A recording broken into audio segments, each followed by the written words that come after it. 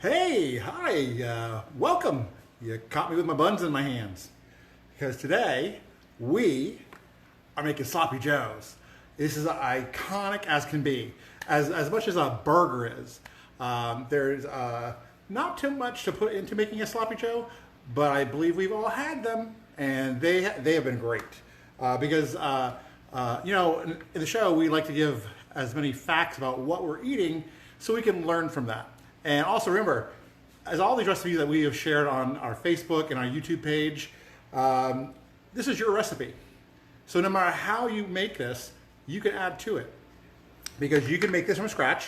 The ingredients we'll go over in a second. But you can also, you go to the store and you can get things like a manwich sauce, so it's all basically in here.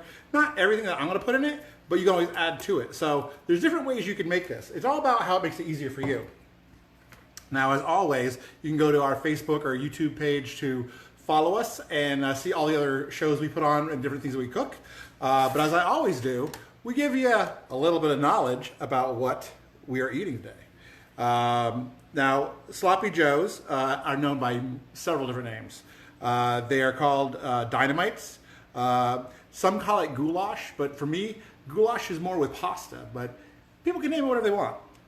There are sloppy janes. Slash burgers, steamers, wimpies, and yum yums. They all sound delicious. Now, like I said, a sloppy joe is not complicated at all. It's a basic sandwich. It's in the category of a loose meat sandwich, and there are several of those. And those used to be very popular in the 20s and 30s in diners, and literally it's spread across the country. And when times were tough, this was a main dish that every family had because it was easy to make, it was cheap, and you could make it with either beef, pork, and sometimes you can make it with chicken. But let's see here. So sloppy joes is a type of a loose meat sandwich. A sloppy joe was originally created around the 20s. Like I said, when times were tough. It was actually created by a gentleman named Dave Higgins in Ye Olde Tavern in Sioux City, Iowa. And he actually claims to have invented it in 1924. And then from that day on, it took off. Now there's a whole bunch of people saying that they created it. But literally, it's fresh meat. You can substitute that with pork or chicken. I kind of like to take the beef and pork kind of mixed together because the flavors are amazing. Now, the tomato sauce you use, you could, if you don't like chunky, don't use it. But you can take fresh tomatoes and chop them up, put them into it, so it gives it a little more oomph. You kind of like that. This is the big thing with tomato sauce. If for any reason a tomato sauce is too tomatoey or too acidic, you can cut that very easily with a thing I like to call something that used to be sugar. Well, never really been a sugar. I use Splenda. And literally, it's so easy. It's literally a matter of just sprinkling just a little bit. You can do it to taste. Sprinkling a little bit in there. What that is going to do is it's going to make it a lot more sweeter. So you just mix it in there and let it simmer. Make sure you get it all stirred around. And I will tell you that there are times that I don't do that. I'll use my local beehive. I'll get honey and put honey in there. And again, it makes it taste amazing because you're sweetening the sauce. And as always, we chop up some onions because those are good for you. I throw in a little Mrs. Dash. Now, and we talked about this when we made burgers. Weber has a gourmet burger seasoning that has all the seasonings you ever want with beef. I use this like it's holy water on beef because it's amazing. So yeah, you got to try it. It's Weber's gourmet burger seasoning. I don't get paid anything for that, but I'm sharing knowledge, and this is really good. And as always, we always use olive oil because that is way better than any other kind of oil you can get that's not good for you.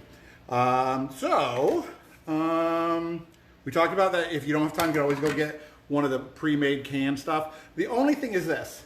Anything you get in a can will have a tin taste. Doesn't matter if it's just regular tomato sauce, if it's this, if it's soup, it's always got to have a tin taste coming from the can. Now, when you're using sauces, that's when the sugar or the honey can compensate and kind of get rid of that and make it a little sweeter. So that's a big thing because I hate cans because it has a tin taste. So when it comes to this, like when you get the meat, like I said, with all my shows, it's about quality. If you want something that tastes good, buy it. Spend an extra $1 or $2 to get the next level better meat, a better sauce, including the bread.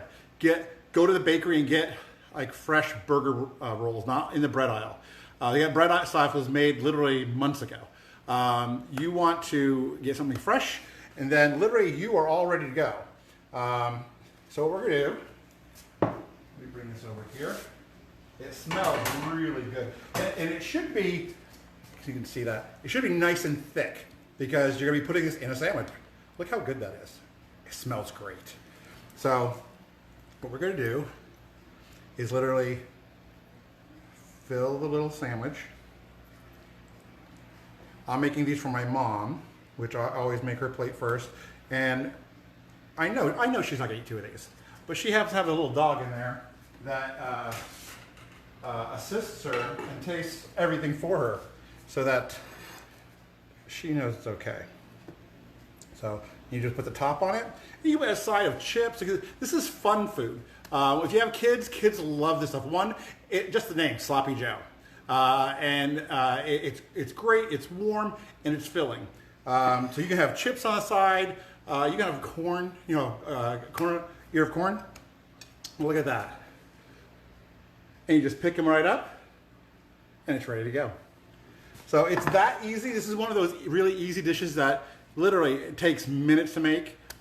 One key thing is that when you're cooking the meat, when the meat is done, make sure you drain all the water and fat and grease and all that off, because all that will do will destroy the sauce that you're going to add to this. So you definitely want to drain that off. And when you get higher quality meat, you will get less and less water and fat and stuff in the pan. That tells you how good the meat is. If you get like just regular ground beef, you're like, wow, there's a lot of water and fat in that and grease. You got a ton to drain off. All that was weight in that meat that you paid for. So it's better for you to buy a next level meat because you have less of the garbage stuff.